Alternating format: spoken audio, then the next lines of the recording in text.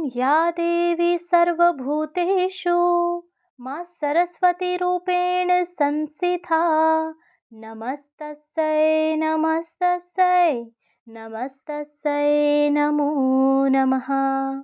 आप सभी को वसंत पंचमी की ढेरों शुभकामनाएं।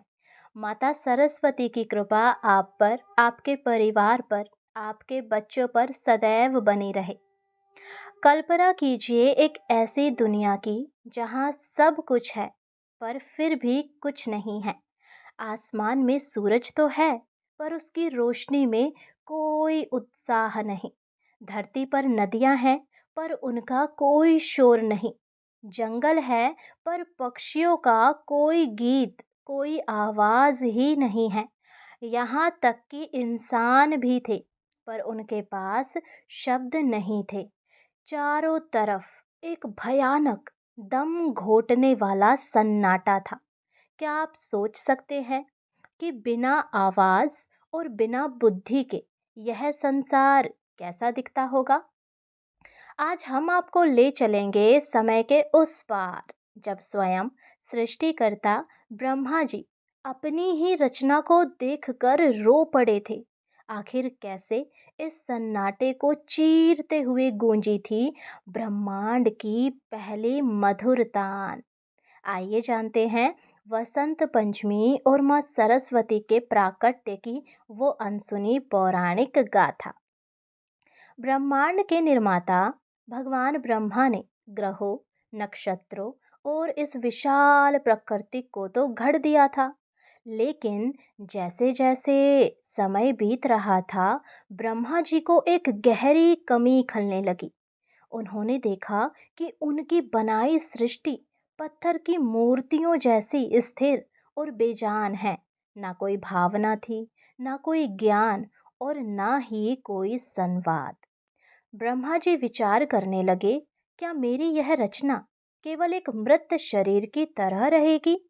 क्या इसमें कभी चेतना का संचार नहीं होगा? इस गहरे सन्नाटे से ब्रह्मा जी इतने व्याकुल हो गए कि उन्होंने इस समस्या का समाधान खोजने के लिए घोर तपस्या और ध्यान का मार्ग चुना। ब्रह्मा जी ने अपनी आंखें मूंद ली। कई युगों की एकाग्रता के बाद अचानक एक चमत्कार हुआ।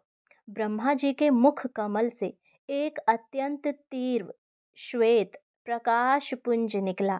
यह प्रकाश इतना शक्तिशाली था कि करोड़ों सूर्य की चमक भी उसके आगे फीकी पड़ जाए।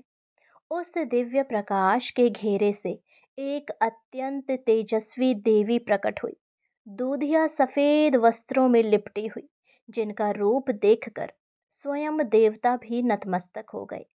उनके 4 हाथ थे और हर हाथ में छिपा था सृष्टि के संचालन का एक रहस्यमय प्रतीक। पहले हाथ में थी वीणा, ब्रह्मांड के संगीत और लय के लिए।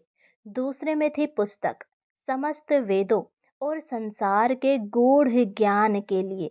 तीसरे में थी अक्षमाला, निरंतर ध्यान और तप के लिए। और चौथे में था कमंडल, पवित्रता और सृजन के लिए। जैसे ही देवी प्रकट हुई, ब्रह्मा जी ने उनसे विनती की, हे देवी, इस जगत को इस मौन के श्राप से मुक्ति दो। देवी सरस्वती ने मंद मंद मुस्कुराते हुए अपनी वीणा के तारों पर अपनी उंगलियां फेरी। जैसे ही पहली झनकार निकली, उसे ब्रह्मनाद कहा गया। वह ध्वनि ब्रह्मांड के कोने कोने में गूंज उठी। अचानक नदियों ने कल कल करना शुरू कर दिया, हवाओं में सरसराहट आ गई और पहली बार इंसान के कंठ से शब्द फूटे। बुद्धि का संचार हुआ, कला का जन्म हुआ और अज्ञान का अंधकार छटने लगा। लेकिन कहानी यहीं खत्म नहीं होती। पुराणों के अनुसार जब भगवान श्री कृष्ण ने इस अद्भुत दृश्य को देखा तो वे अत्यंत प्रसन्न हुए। उन्होंने माँ सरस्वती को वरदान दिया कि आज से हर युग में माघ मास की इस पंचमी तिथि को पूरा संसार तुम्हारी पूजा करेगा। तुम्हारे बिना ज्ञान अधूरा होगा और तुम्हारे बिना मोक्ष असंभव होगा। यही कारण है कि आज भी हम वसंत पंचमी को ज्ञान पंचमी के रूप में मनाते हैं। इसी दिन से प्रकृति अपना श्रृंगार बदलती है, पीली सरसों के खेत लहला उठते हैं और भगवान स्वयं ऋतुराज वसंत के रूप में धरती पर उतरते हैं।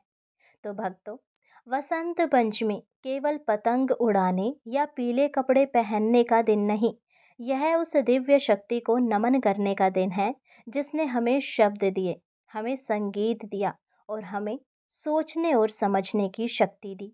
अगर आपको माँ सरस्वती की यह दिव्य कथा पसंद आई हो तो कमेंट में जय माँ शारदे ज़रूर लिखें और इस ज्ञान की गंगा को अपने मित्रों के साथ साझा करें। अगली वीडियो में हम जानेंगे उस वसंती रास के बारे में जो आज भी गोवर्धन की पहाड़ियों पर गुप्त रूप से होता है।